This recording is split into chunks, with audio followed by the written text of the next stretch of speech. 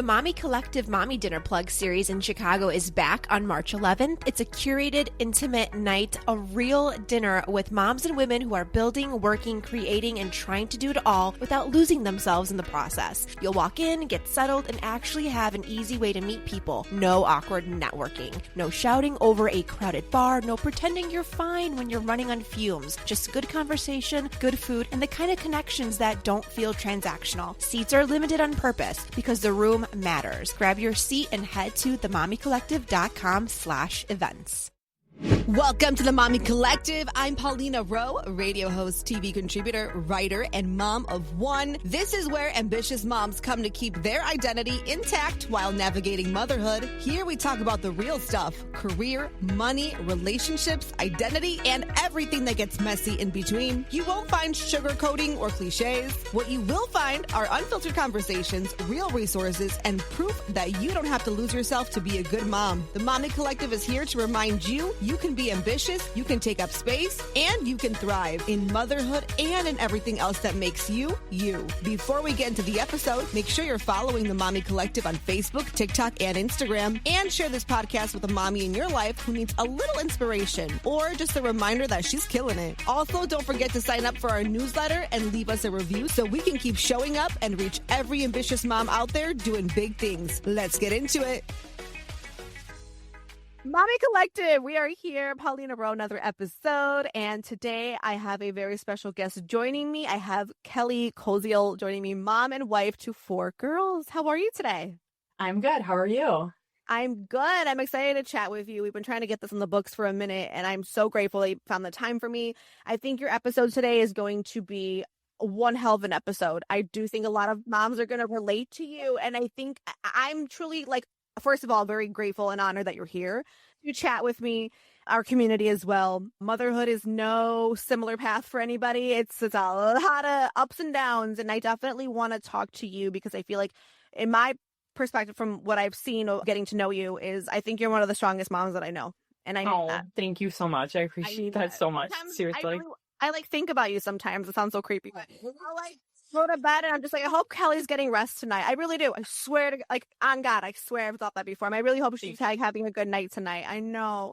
I just think of you often, and I'm grateful that you're here to talk to us, tell your story, and, give moms a lot of hope, inspiration, and especially let them know they're not alone. Because I think that a lot of times that can be the case, Yes, absolutely. It's very, you feel that way sometimes, but there's a community out there.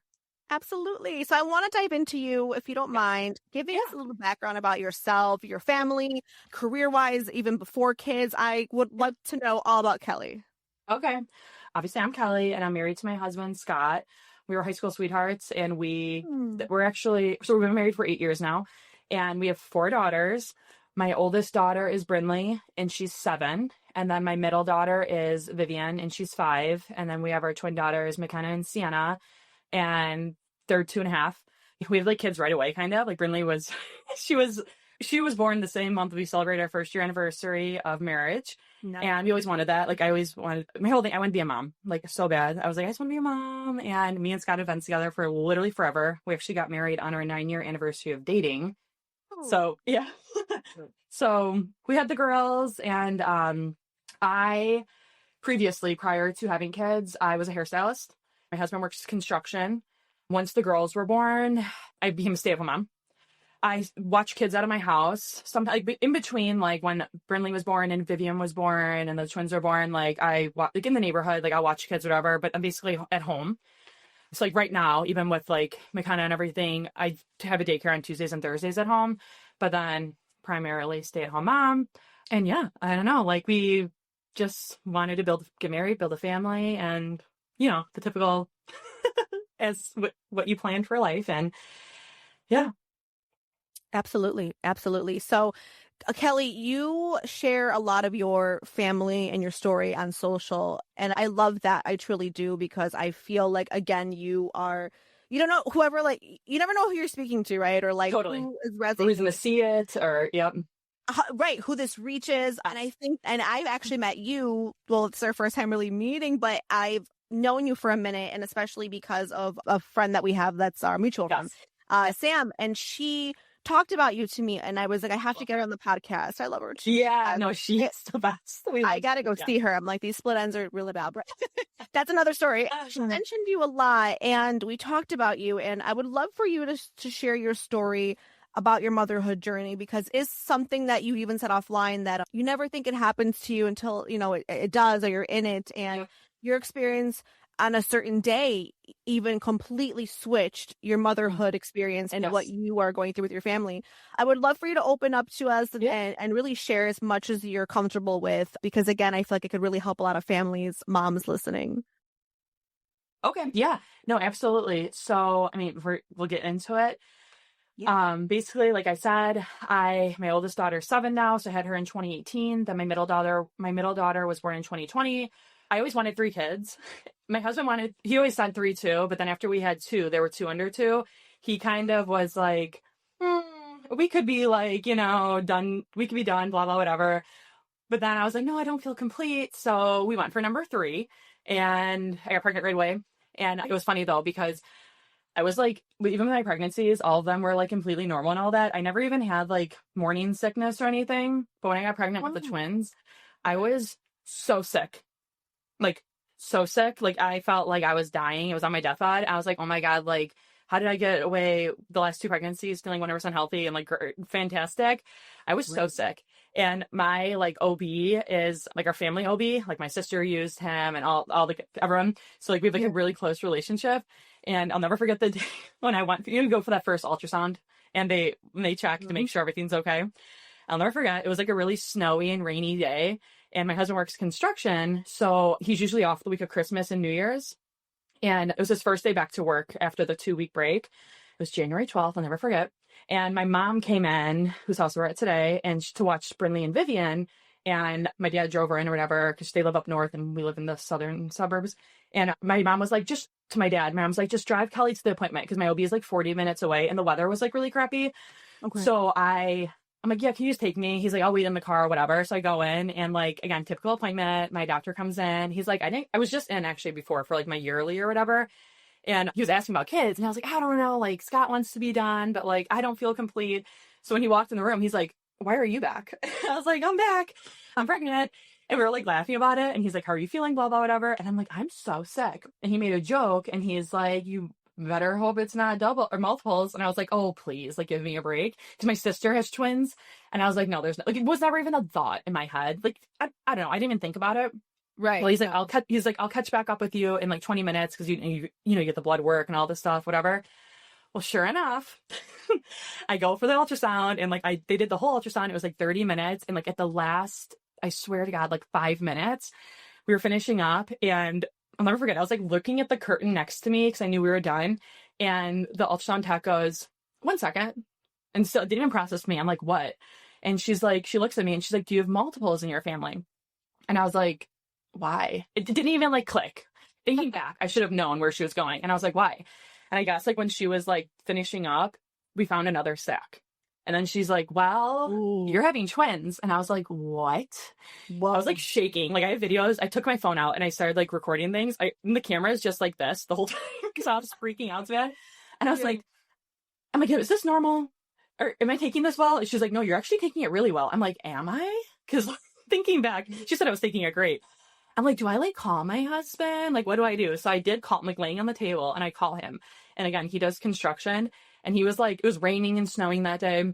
And he's like, hello. And he's like, what? I'm like, I have to tell you something. And he's like 6 feet in a hole in the middle of like the expressway. I'm like, there's 2. And he's like, I can't hear. I'm like, there's 2. He's like, I'll call you back. And like, so he calls me back after he gets out of the hole and everything. And I'm like, yeah, so we're in a 4 under 4. And he's like, what? Oh, I'm like, there's twins. So then my OB came in and he like laughed, and I'm like, you jinxed me. And because they say like when you have multiples, I guess that like onset's a lot more like sickness feelings, because it's double the, what is it, the hormones, whatever. Yeah. Whatever. I tell you. So it made sense why I was so sick, because I just thought I had the flu for like a month. But anyways, so that's how we found out. It was like, thinking back, it was like so funny, but it was like such a hot mess. I remember like my dad drove, I walked out to the car, and he's like looking at me, and he's like, what's wrong? Because I was like crying. He's like, what's wrong? And I just like tossed the ultrasound over, and he like looked, and he's like, oh. I'm like, I'm like, what am I going to do? Like, it's 4 under 4. He's like, it's going to be fine. And when we went home, my mom was in the kitchen and she's like, how did it go? Let me see the baby. And my dad's like, just wait. And I was like, no. I'm like, mm-hmm. It was just so funny. So that's how we found out there was 2. Yeah. And then moving forward from that, like, I had a completely normal pregnancy. Like, everything was totally fine. Once you hit 20, when you have multiples, even if you have a fine pregnancy, they have you see maternal fetal medicine once you hit 20 weeks just to watch you more closely. Mm-hmm. So my OB was like 40 minutes away, like I said, but I was very lucky. We live like right next. Our neighborhood is like 5 minutes from like our local suburban hospital, however you want to say that. So my MFM doctor, who you have to see all the time to like check on the babies, was right in there. So very convenient. Like I said, everything was good. Everything was fine. Once I hit 20 weeks, I started being seen more frequently just to check on them. And that's since everything was so normal, it's kind of like I basically went to my 7-month appointment. And I think at that time I was either being seen weekly or bi-weekly. I don't remember, to watch them. And so it was June 1st, 2023. I woke up actually, this is the crazy part. So I had an appointment for 10 o'clock in the morning and I had a babysitter coming, like our regular babysitters, whatever. And I got a call the night before from the doctor's office and they were like, could you come in at 8? And I was like, totally. I'm like, but I know like our sitters are in college. So I was like, I know they're in class at that point. So I would have to bring the girls. And mind you, at that point, Brindley and Vivian turned 3 10 days before. Her birthday's May 19th. So like she was a baby, in my opinion. Like she was little. And Brindley was 4, I think, right? Back then, yeah, 4. Yeah. I'm like, how many years ago? And it was weird. And I was like, I said, I promise they're very well behaved, but they don't like having siblings at the appointments. It's a very, very tiny office up there. So they were like, let me call you back. I think they were trying to move around, seeing if someone else could come. I'm not quite sure what it was. And I was like, that's fine. I'm like, I could be there though, but I have to bring the girls, but I promise they're so good, like whatever. So they ended up calling me back and we went to the 8 o'clock appointment. So I wake up that morning, again, everything was fine. And I was like packing up the car. Like I'll never forget June 1st. It was like the hottest, most humid day. So I was like packing up the double stroller. I got the girls in the car. Everything's fine. And I get in the driver's seat. And all of a sudden I started like, just like not feeling good. I got like a cramp in my left side, which this sounds like silly, but I always say this. Do you ever like, as like a kid or like when you were in school, like drink a bunch of water and then you run? Do you ever get like that cramp? Yeah. Like a running cramp? Yes, I know exactly what you're talking about. I got that. And I was like, is it because it's so humid? And mind you, even at that point, being 27 weeks, I was like big, like like just with tubing in there. So I'm like in the car, sitting in the driveway, and I'm like, well, I just like put the stroller in. I got the girls buckled. Like it's hot. Like it's just weird, but it's fine. But I ended up going back in the house and I was like looking for a water bottle to like bring with me. I couldn't find one. So I literally just like filled up a cup of water and I ran back out to the car. Didn't want to be late. I like chugged the water and I drive 5 minutes to the hospital. But en route there, I started getting like this like burning sensation on my arm. And I was like I was like flicking my wrist kind of, or like my arm, I guess, like what I'm showing you right now. And I was kind of like freaking out. I'm like, this is weird. But I kept convincing myself like it's just hot and we were rushing this morning, whatever. Mm-hmm. So we pull into the hospital. I pull out the stroller. I get them situated. I go in and literally where my MFM doctor's office is, it's actually right next to my daughter's pediatrician. Like I do the same block all the time. I've been there a million times. So I'm like at the elevator. We clicked the button and like, this is actually kind of funny. There was like a vending machine, but I was like getting dizzy. So like I let the elevator open and close and like I got like a Coke from the vending machine. In my head, I'm like, is like my blood sugar low? And it was funny because when we got up there, I told the nurses this and they're like, do you have a blood sugar problem? I'm like, no. Like in my head, I was like, why did I feel that way? You know? So I was just thinking like maybe I was sweating and I don't know. So we go up there, whatever. I sit down, I check in. I'm still not feeling great. And I'm like kind of looking at the receptionist and there's a bunch of people in there and it's tiny. And I'm not like one to like complain often, honest to God, but like I really did not feel good. Like there was like cramping happening in my side. My arm was burning. My ears started ringing. I was like dizzy. So I go to the receptionist. I'm like, I don't feel good. So she brought me immediately back. And that's when everything just changed. Basically, they put you on the table. They do an ultrasound. No one was panicking or anything yet, but they started the ultrasound. And I swear, like, I feel like my time frames are probably off because, just chaos. And it's been like 2.5 years now. but it was definitely less than 5 minutes. I remember the ultrasound tech that was like checking everything she was training someone.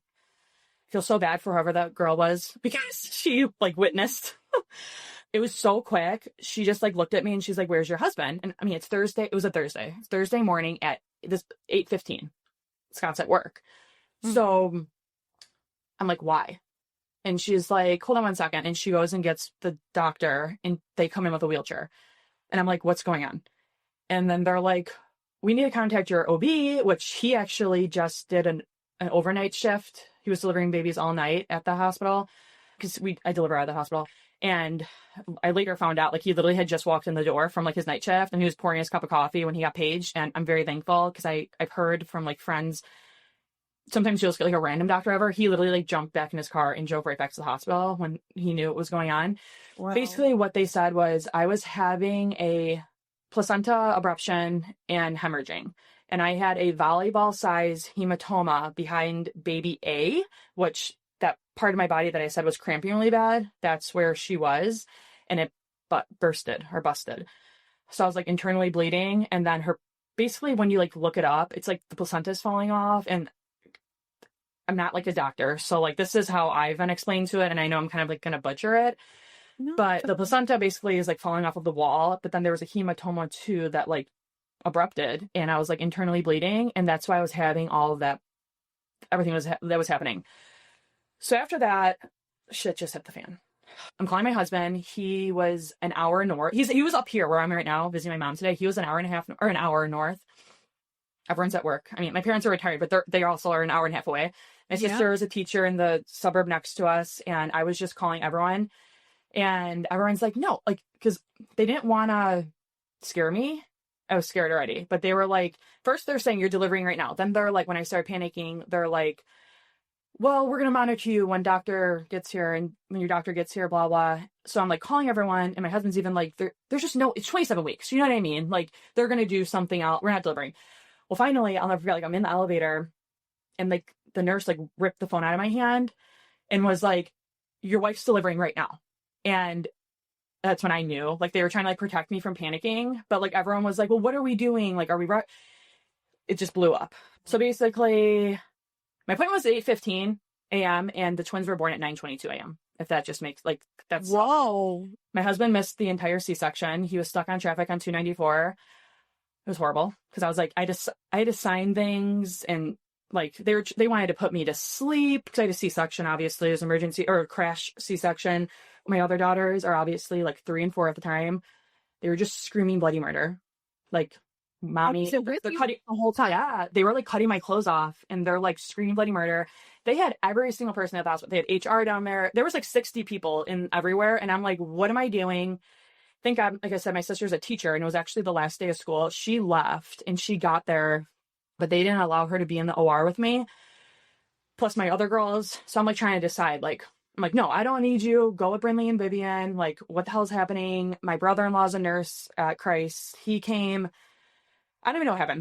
They pumped so many. I'll never forget. I was like shaking so bad. And my sister ran in the room. Finally, she got there. And I remember I was like, why am I shaking? I'm like trying to sign stuff. My signature couldn't even sign. So they ended up having me just like thumbprint things. And I'm like, why am I shaking? My sister's like, it's the medication. And I remember I put like my arms up. I'm like, I don't even have an IV yet. But it was like the nurse, like, it's adrenaline. So it just blew up so quickly. So I delivered the babies and my husband was not there. He did end up walking in, like, I'll never forget, they like got him out. And they ended up taking my like fallopian tubes. And then I still have my uterus, but they took my fallopian tubes.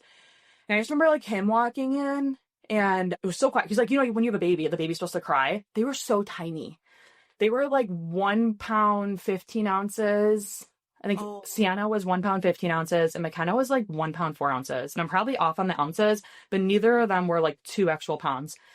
And it was just so quiet. And then Scott like came running in the OR. They let him in, whatever. And there's so many people. And all of a sudden we started hearing like, it's almost like meows because they're so tiny. Like their cries sounded like, it reminded me of like a cat meowing or a kitten. So I was like, okay, they're breathing. And the nurses were great. They were like, you know, modern medicine, it's going to be okay. Like 27 weeks is better than 24 weeks. You know, like they're trying to like make me calm down because I was clearly freaking out. Absolutely. And then honestly, after that, it was like such a blur. They put me up in recovery, and me and Scott are sitting there looking at each other, and we're like, what just happened? I'm like trying to fill him in on the morning. And then the NICU doctor, she runs the NICU, whatever. She came up, and as soon as she walked in, she did not look happy. And she was like, something's wrong with baby B. Because we didn't have, okay, mind you, also 27 weeks, we had like a list of names, but I didn't like pick out official names. And we have other girls too. So like, there's only, I'm like, we have all girls. So I'm like, what names? So they're doing baby A, baby B. She basically comes in and she's like, baby B is just like not doing well right now. And they basically told me I had to go down and say goodbye to her. So which baby B is actually McKenna, like who's with us now. So really, like they pulled the gurney out and like they're bringing me down. And me and Scott are like, what? And like, I remember my parents were finally there and they were in like this, it wasn't even like a waiting room. They somehow got to a part of the hospital where like they're getting to the waiting room, but they passed us kind of. My parents were like, what is going on? And like, baby V's not going to make it. And I just remember my dad was like, what? Like, it just was such chaos. And like, they didn't even stop for me to talk. It was like, they're coming this way, I'm going that way in the stretcher. Like, it just hot mess. So we go down there and when I got into the NICU, and it's a small NICU at that hospital, it was such chaos. Like, I remember seeing like other families visiting their kids and everyone's just like looking like, what is going on right now? So I go down there and they told me to say goodbye and all this stuff. And I don't even remember. I feel like I blacked out kind of. I don't know what happened. Next thing I remember, I was in a room finally, and they came up and they said that baby B needs to be transported to the local children's hospital. We're like, okay. So we sign all of that, and that was probably at like 11 a.m. She didn't end up getting transported over until like 6 p.m. So my husband left and went with baby B, which is now McKenna, and I stayed with baby A, Sienna. Obviously, I was inpatient. So he went downtown with his brother. I stayed here. My parents took the girls home. I just remember I was just like in the hospital, like, what just happened? Like, I feel like my whole family is like spread everywhere, and like they're supposed to be on my stomach still. Like, this is insane. Yeah. Long story short, I got discharged like 2 days later, and I went to visit McKenna so we named them McKenna and Sienna. And I went to visit McKenna for the first time, and like everything was okay, honestly. Like they actually, I forgot to say, the reason for the transfer, they said it was a heart problem. Okay. But when the children's hospital got there, they were reviewing all of the tests, and they actually said there wasn't a heart problem. But at that point, we already suffered brain bleeds, which is something that is very common with premature babies. So that's why they ended up taking her, because she already had a brain bleed. So they're like, let's get her to a more like sufficient place. So yeah, so we get there, and then I go 3 days later and visit with her. Everything's okay. It was kind of like a waiting game. They talk about something when you have twins prematurely, there's something called like a honeymoon stage, where the babies don't even realize that they're out of the mom yet. So like they could be doing like super well because they haven't like processed that they're no longer in you. And that's exactly what happened, because they were almost doing like too good. And then like on day 3, McKenna specifically was not. And that's when like all of our problems started. So McKenna suffered when they caught it, it was a level 2 brain bleed. And then the day of my discharge, I'll never forget, I was, you sign all the paperwork when you're leaving to go home or whatever. A nurse had come in to sign everything, and the phone rang in the hospital room, and I answered it, and it was the NICU downstairs for Sienna, baby A.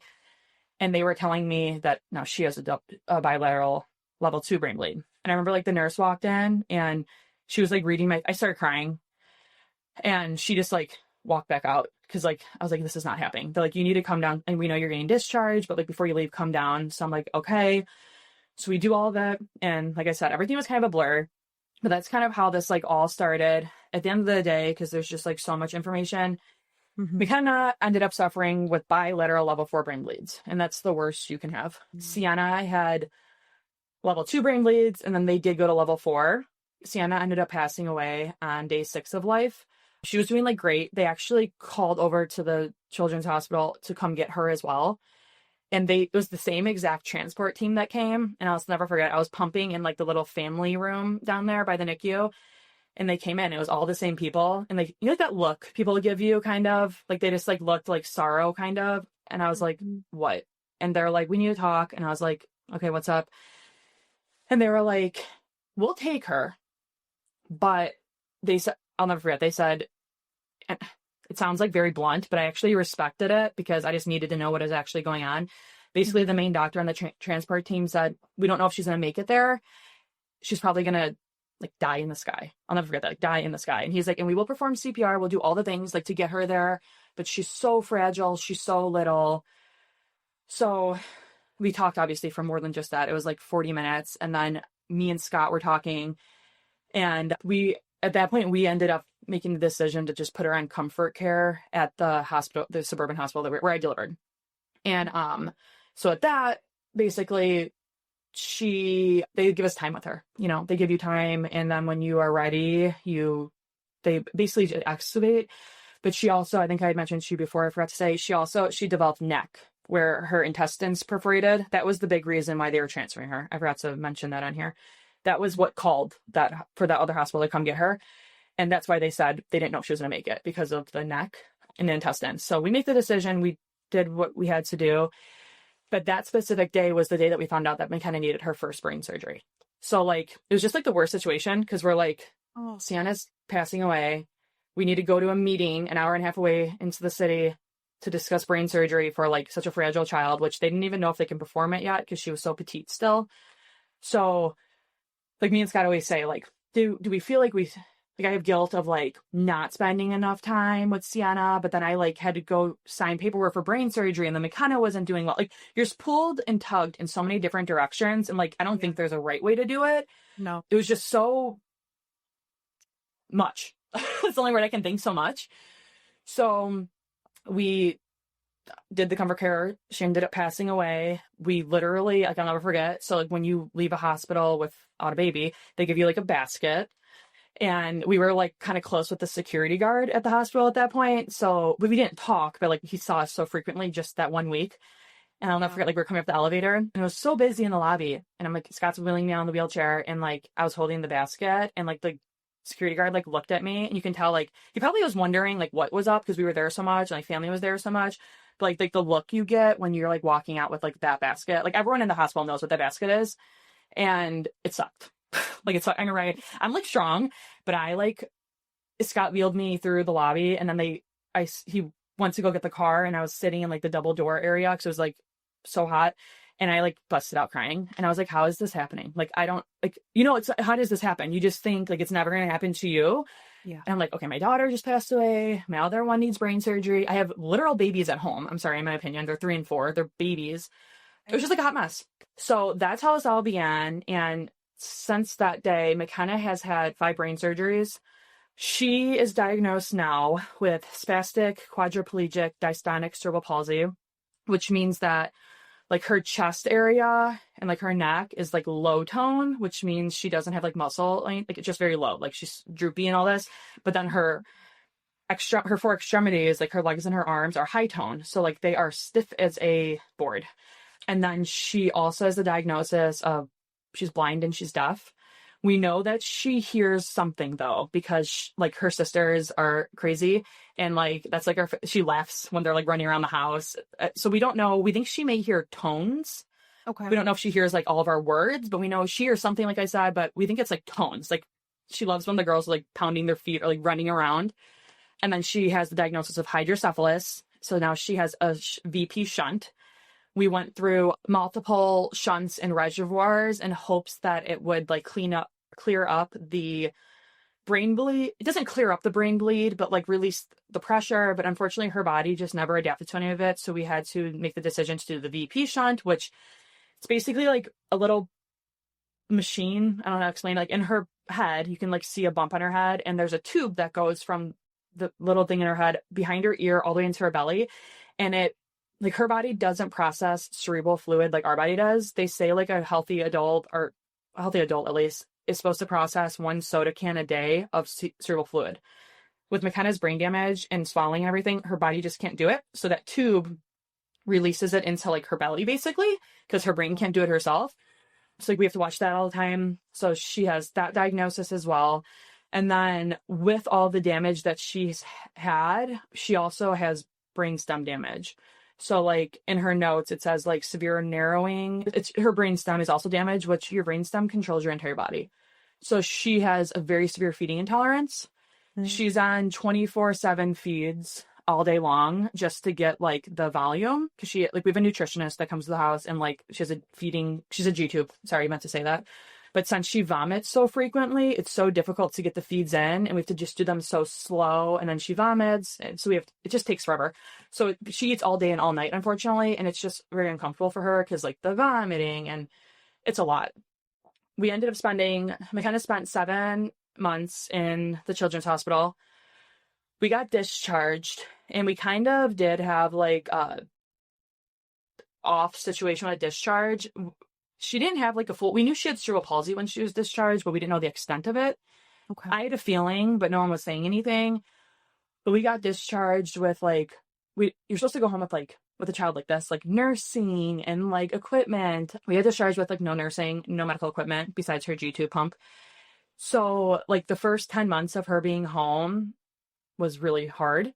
I was like just trying to do it all. And I was like, this is crazy. Like, and she's in such a better place now than she was then. It was so bad back then. We have a nurse now and like our home nurse is like, I don't know how you did those first 10 months. I'm like, me either. I think it was like fight or flight mode, like what am I supposed to do with my daughter? But we just weren't discharged with the proper equipment. And I didn't, wow. I started thinking like we weren't supposed to have it. Like, I felt like guilty. Like, oh, I'm like, they told me in the NICU that we were going to, and then discharge happened. And literally I remember like the elevator doors closing and my husband and I looked at each other and we're like, okay, like, here we go. Like, I mean, they trained us obviously, but like, I'm responsible. Like, this is scary. She's on a lot of medications, like very heavy duty drugs and these things like, so I just did it obviously those 10 months, but I would just cry in the doctor's office every day.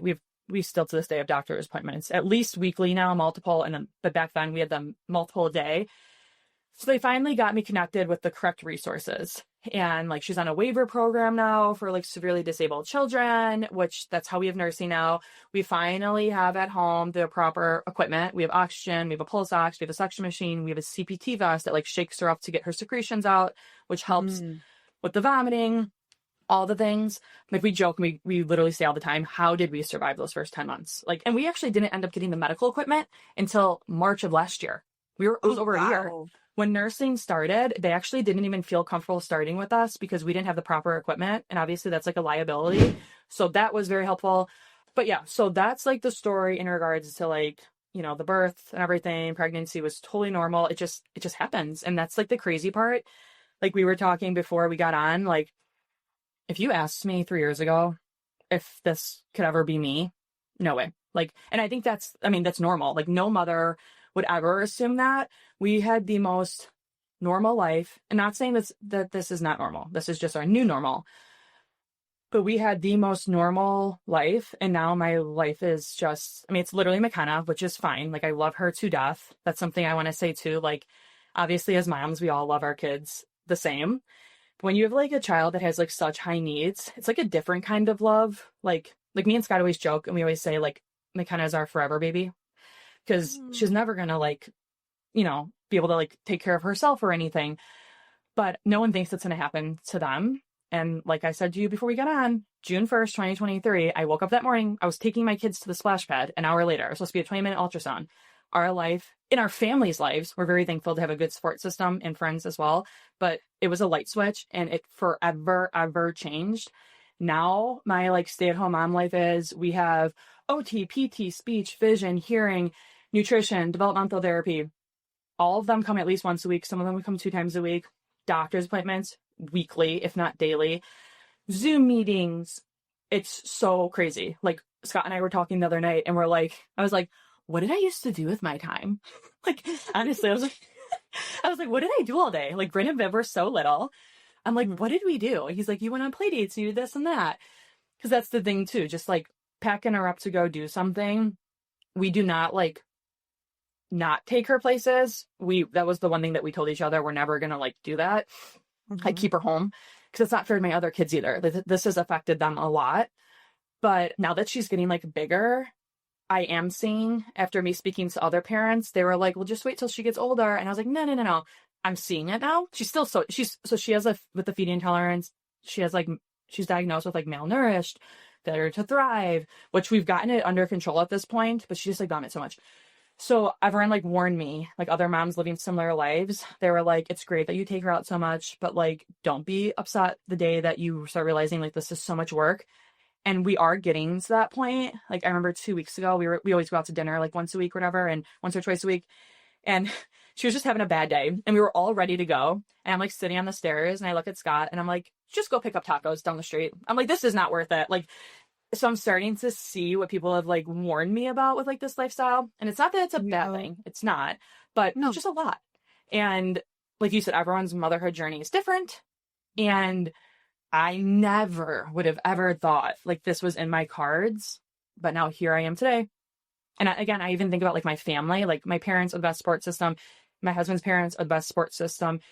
His grandparents are still around. I don't have my grandparents anymore, but they are the best support system. My friends, like Sam, like I am so lucky because I know a lot of families don't. I've talked to a lot of moms where they've like lost friends because of people feel uncomfortable and stuff like that. Like, okay, it blows my mind. We are very lucky, but it's affected all of them as well. Like it doesn't just affect the family. And then the siblings for me and Vivian, oh my gosh, the guilt I feel just because their life literally flipped the switch as well. Sometimes I feel like, was it a good thing that this all went down when they were 3 and 4? Because they were so young. They really don't know any different at this point. Now that it's been 2.5 years, this is their norm, the life that we live. I mean, we have full-time nursing in our home every day. Like everyone on our block calls my house the mini hospital. When McKenna had first come home, everyone was like, why are all these cars parked out there? Because we have a very small neighborhood. Now everyone knows it's like McKenna's staff. Like McKenna has her own staff at this point, but we were revolving door. It's just a mini hospital. And like, but that's like awkward for my other children. Like, you know, they're little, like now they're 5 and 7, but like, right. Can you imagine waking up in the morning and like you're having your bowl of cereal before school and you have multiple people in your home? Like it just such changed the dynamic of our family. And yes, it does. Yeah. Again, it's the sad part is that like it could happen to anyone and you don't think it will, but God forbid it could happen. So that's kind of the story of all that. Sorry, like I said so much, but no. And I think you laid it all out. So again, thank you for doing that, for sharing. And yeah, that is so much right there that not only affected, like you said, like your family, but like it's something that I do feel like a lot of our listeners have related to. They've asked for stories like this to connect to. So with that being said, and again, thank you so much for sharing that, Kellie. Where do you, outside of family, like you mentioned, like you have really great support with like family and friends, where do you find other support, like for other moms that are in your same situation? Where do you find that? So I will say that I love talking. I'm a very personal person. I don't really like so my husband and I were just talking about this. Now with us having like we're finally fully equipped with McKenna. So I still have like yet to like get like my own kind of life back at this point. I probably should have also mentioned with her feeds and all of that stuff, since she feeds all night and with the feeding intolerance, she's at a risk for something that's called aspiration precautions. Because since she can't like sit up or like move, she vomits all the time. If I'm sleeping and she vomits, you know, it's not gonna be good. So I'm up with her all night. Like I'm up with her all night long, watching and like intervening and this and that, which we are actually getting more support with nursing soon. So that's my point of what I was gonna say now. I'm thankful for the support we have through friends and family. I feel like I've yet to like get back into my own self and own ways yet. But with us, we're starting to get night nursing. Our day nurse is literally the best lady in the world. Her name is Sandy. I love her to death. She loves my other kids. She's part of our family. I am so lucky and so thankful because I have heard absolute horror stories in regards to home nursing and how it's so difficult to find like a good person or like they just don't show up or something. We are so lucky. We have full-time nursing it's Monday, Wednesday, Thursday, Friday. I specifically asked for Tuesdays off just for like a little bit of privacy in the home, but we're going to get night nursing also. And I feel like I'm going to be able to find my own like pattern of things in regards to like support wise. I will say now that I feel like I'm comfortable with McKenna and we have like a system and everything, like my older girls, they like joined cheer this year through our city that we live in. And people want to help. They do. Like my husband works a lot with construction and McKenna, it was hot. It was hot as hell this year for the football games. It was so hot. And I was going to a lot of these games. And I have McKenna, my girl, since they're only a year apart, they're on the same squad team, whatever you want to call it. most of the games were honestly fine, but it was hot. It was a hot, like, August and September. Do you agree? Like, it was warm. It was real, yeah. It was really hot. Like, and McKenna doesn't like love the heat, but like, I didn't even know half of these like women on the team. It's our first year doing it since they're so little. She was like having a hard time like choking or something, and I'm like taking care of her, and like people are coming up and they're like, I'm an RN, do you need any help, this or that? Or on the last game of the season, this one mom walked up to me, and I've seen her son there, definitely a very different situation, but she was like, hey, just so you know, and obviously you live in this community, there is a special needs mom group that gets together at this church, like, and I've been like seeing you this whole season, and your daughter's much younger than my son is. He had to be like 13 or 14 years old. She's like, I've been doing this a lot longer, and I appreciate any resources and help that anyone will give me, because I don't know what I'm doing, honestly. Like, this is my first time. I think I've gained a lot of knowledge, but people like that know a lot more than me. She has 10 plus years on me living this kind of lifestyle. Totally so get it. There's so much support from even people that you wouldn't even expect, and like help when I'm just out in the public with her, and it's nice. It's a welcoming, good feeling. So yeah, I would say on that way, I'm still, my point also is I'm still trying to figure out like what I'm gonna like do for myself once we have more support. Until it's kind of like I'm joining the gym. I need to have something once the girls go to school. I need to like go do something, just to get something back for like myself, because I am like, we just went to a pediatrician appointment two weeks ago, and McKenna's pediatrician is actually my other girl's pediatrician, so we've known him for 7 years, and he is phenomenal. He's just so good with this situation. We know him, we love him, and he just said to me 2 weeks ago, he was like, yeah, you're McKenna's caregiver, but you're also a mother. You need to be a mom, not just a caregiver. And I was like, I know, doctor, I know. And because he just knows it's exhausting, like up all night, and like the vomiting and the phone calls and the doctor's appointments and the therapy, like it's insane. But he said that to me, and I was like, I promise. I'm like, things are changing. We have a better schedule going. I'm starting to feel better. So I'm definitely going in the right trajectory. And you got to do things for yourself. I mean, at the end of the day, or you just live like miserably. And like what I always say is me and Scott both, we went through the sad phase, we went through the depressed phase, we went through the why me phase. And now we're at the phase of, this is our life. Scott always says, these were the cards we were dealt. And unfortunately that's true. And I'm not going to like weep on them, like it's not changing. So my kids deserve the best. And like, that's like today, like yesterday, last minute, I was like, let's pack up and let's go up north. You know how much traffic was yesterday when that snow came? That sucked. But I'm like, no, we're going to do it. Like, the kids deserve this. They're out on the snowmobiles right now. McKenna's napping, but whatever. I'm going to bundle her up when we get off. I'm going to bring her down there. Like, you have to just enjoy what you can, take what are blessings that you have, You 100% agree. I love that you're going to start doing things for yourself, because I know these past 2.5 years, I can tell right now you haven't. And that was never a thought. It just wasn't. And that's where you were, and but yeah, 100%. But I'm really happy to hear that, even if it is the gym, something that's like, just something little. Yes, yeah, like something that's Kelly's. That's all on the way home. And I'm like, that sounds great. Like, just to like, I just want an agenda. I miss having like an agenda. Like, I just miss that. 100%.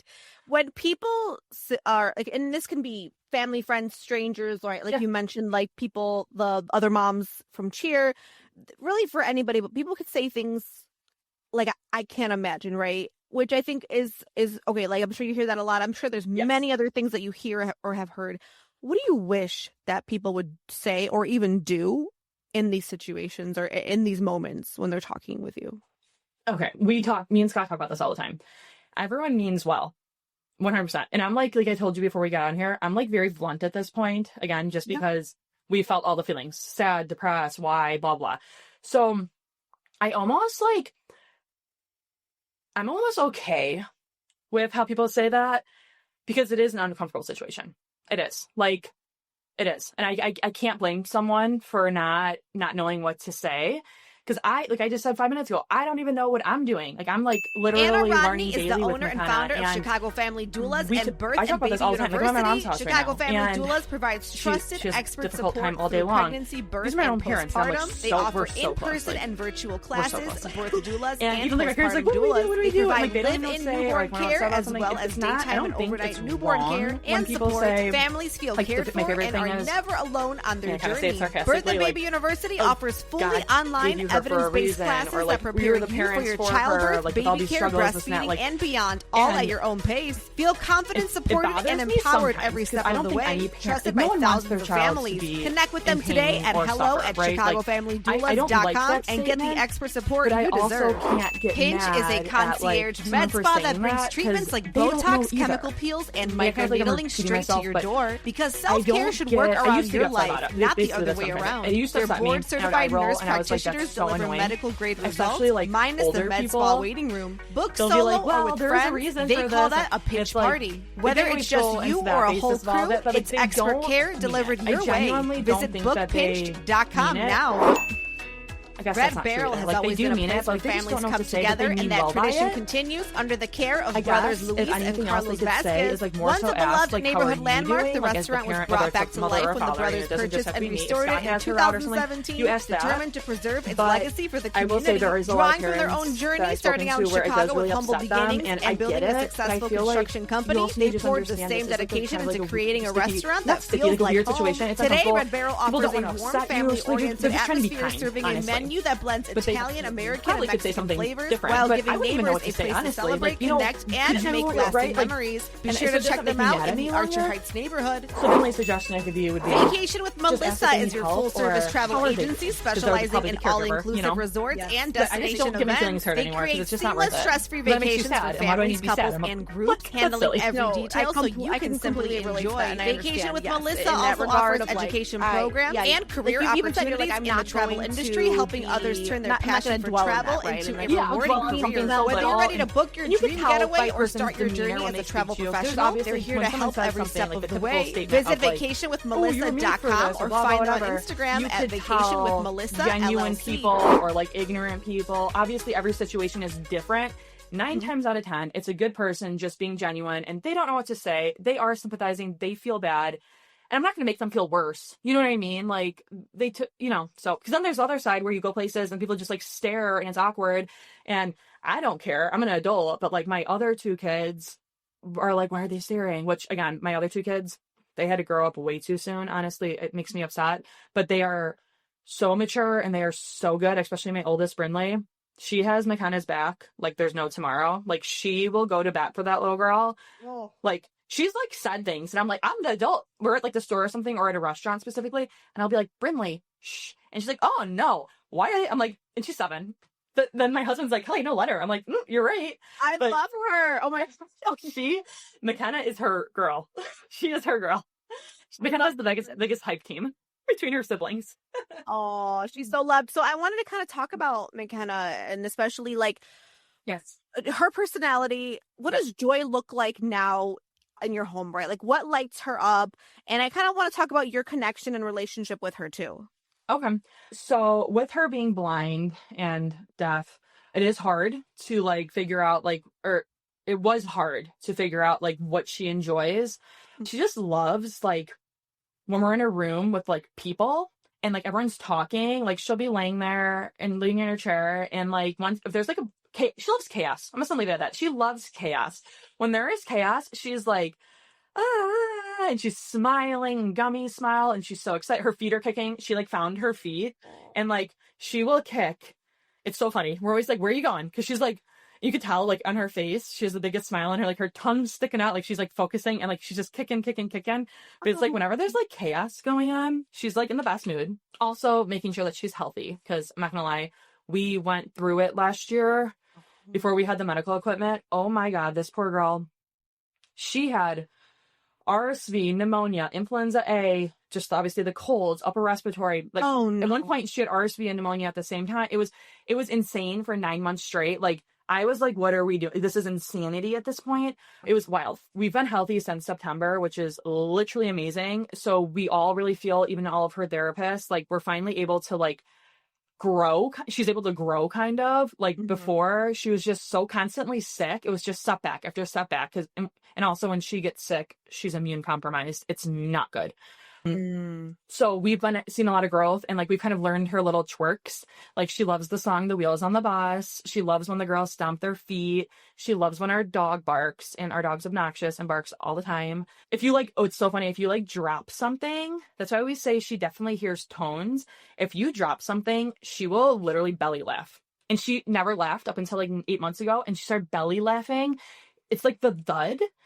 So that's why we think she hears tones, which we're also in the process of getting her, it's not hearing aids. It's like this band. I know the name of it, but I can't think of it right now. And that's supposed to pick up like vibration and stuff. So I think that's going to even help her a lot, just to even hear more of the tones. But her little personality has finally come out since she's been healthy finally for so long. Yeah. And obviously she still has all the other stuff that goes on. Like we see like 17 different specialists, and like, I'm not going to lie, currently like we're waiting to find out she may need another brain surgery. In February, we're going to have a meeting about it.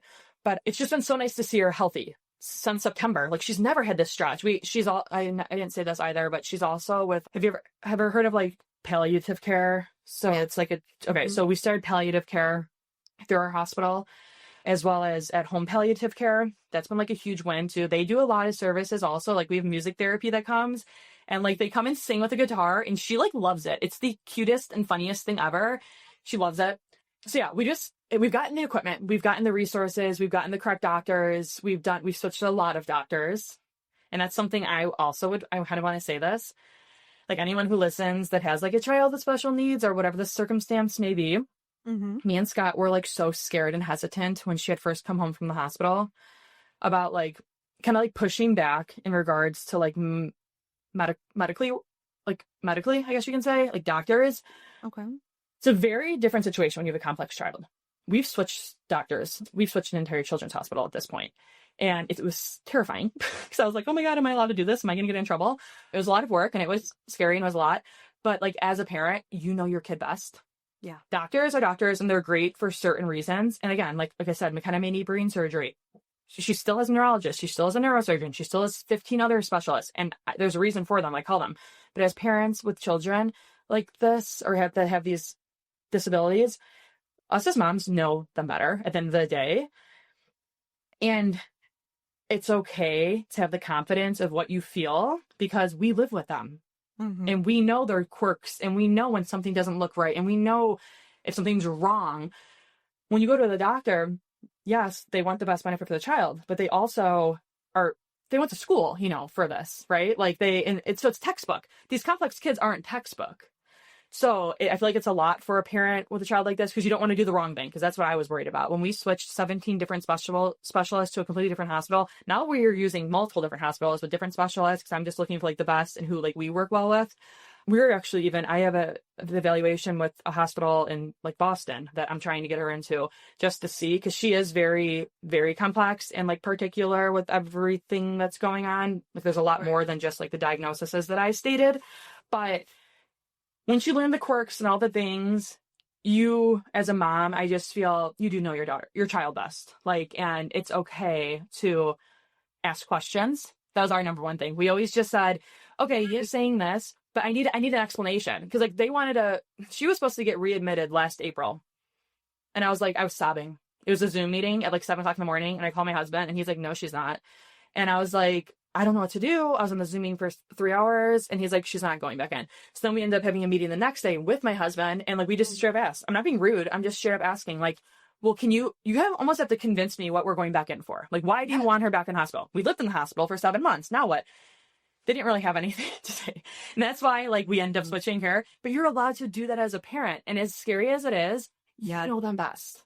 You have to advocate for your kids. You have to advocate. And it's crazy because, again, like I never understood when people would say that back before the twins were born, because my other kids, like, it's their, I feel grateful. Like they're healthy, and it's, their yearlies or their annuals or whatever it is. But like when you're living this side of life, no, you have to advocate. So 100%. Biggest message takeaways always. Yes, like you can, and it's scary, but it is. As long as you don't be like rude, obviously, but like. No, let's not do that. No, I completely 100% agree, and I completely understand. Really quickly before we wrap up, yes, I would love your perspective, because you also have other children as well. So, like McKenna has siblings, but also with other people's kids, whether it's school, right, church, whatever it might be, how would you like us as parents, right, and other moms, how do we talk to our children? And I've always wondered this. My kid is 2, but my kid's going to meet people who don't look like her, everything. We're talking the whole thing, right? I'm like, the world is very large, Gigi. Like, it's not just you and me and this house, like, the world's a big place. But how do we, as mothers, right, how do we talk to our children, right, when it comes to medically complex kids, right, or disabilities? Like, how would you, because I want to be a change maker in the world. I always say that, right, with my daughter. How do we do that? How do we bring the conversation forward to our kids? I would say, I mean, it kind of sounds cliche, but it really is the truth. Like, if you're out in public and you see like a child like in a wheelchair or something like that, like, it's okay to like look. Like, I even catch myself. My daughter is literally very, very disabled, McKenna. I'll be out in public with McKenna and Brinley and Vivian, and like Brinley and Vivian will literally sometimes stare. I mean, they're kids, right? Like, it's not their fault. And I'll even be like, stop doing, like, I'm like, oh, come on, stop, guys. No, it's actually okay. It's not a bad thing. I don't think there's any right way to go about it, but I would just say, like, it actually is okay to like look, maybe not like just sit and stare, but like you can, it's again, so cliche. You could ask questions. Like, I would rather someone ask. That was like a really big thing that we had when McKenna had come home from the hospital. We live in like a smaller neighborhood. It's like medium, I would say. It's like a horseshoe. So there's probably like 100 houses, I would say, total. And we're all like very close on our side of the horseshoe. There's so many kids. We probably have like 40 kids just on like our side. And we're all super, super close. Everyone knew what was going on when everything went on and like all of it. Obviously, these kids have questions. I mean, they saw me pregnant. Everyone was so excited for twins on the block and that like they were supposed to be due in August and they were born earlier. And this is a big age gap. My kids were the youngest at the time, but it went up to like 15 years old. The day we came home, I didn't know how to go about it either because Sienna had passed away. McKenna was in the hospital. I also, as a mom, didn't want to say the wrong thing to a child on the block. I don't know how every family has, you know, their own way they talk about things. It was so awkward and uncomfortable. But we were very lucky, again, that, and these are all children, it was almost better that they did ask questions. And that's why I'm saying, like, I feel like that's like the only advice I could give. It's okay to look. It's different. It is different. Like, that's inevitable. We can't like paint this pretty picture. It is the truth. When you see a child with a feeding tube in a wheelchair and you're walking through Walmart or Target, like, it is different. And kids especially are going to look. I would just say, obviously you're not going to stop in the middle of your grocery shop to be like, oh my gosh, what happened? But it is okay to ask. It is okay to approach. And the mom that you're approaching, I promise you, even if it is in Walmart, she's not going to be mad at you. Like, don't feel like you have to, but I promise you, she's not gonna be like, oh my God, how dare you? She or he would rather that than just staring and walking by. Or like, they'll like go like this to the kid, like, stop it. Like, as they're walking, it's fine. I get it. But like, it's fine also. If your kid just wants to ask a question, it's totally fine. We know. I'll be the last person to be like, this isn't like different. Like, right? Let's be real. So it's okay just to ask questions. That's what I would just say. Ask questions. You can tell your kids. And again, not to repeat myself, but the mom or dad, you may ask the question to, I feel like it's like 0% chance they're going to be mad at you for asking a question. Honestly, they probably are going to be like, oh my God, someone asked. Like, they probably honestly will. Oh, that just warmed my heart. Good. I'm glad. I love how open you are and that you are you're very welcoming to questions and everything too. Oh yeah. Incredible. It's like no one could hurt my feelings at this point.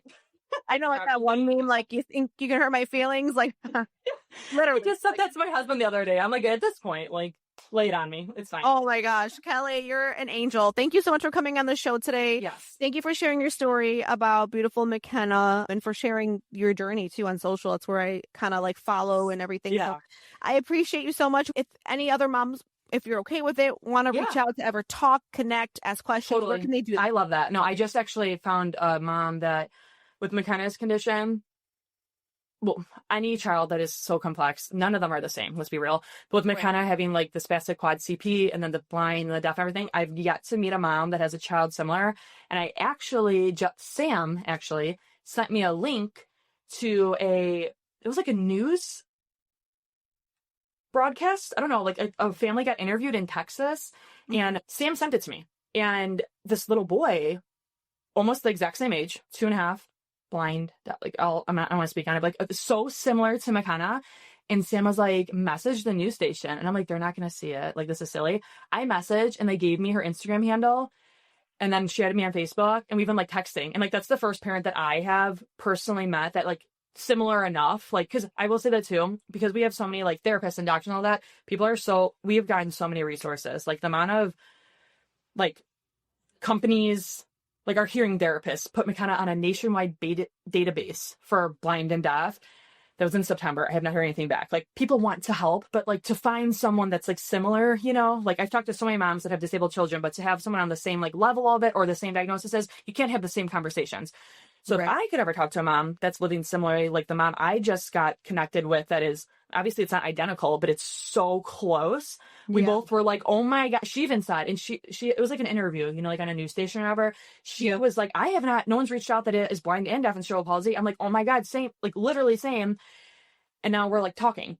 So if I could ever do that to someone that like hears this, I would love that, because it's not that I'm not thankful for the connections that I've been given from so many people, but it also is the fact that when you have like a kid with such complexities, and when people are like throwing so many suggestions or like, talk to this person, talk to that person, here's this phone number, here's this resource.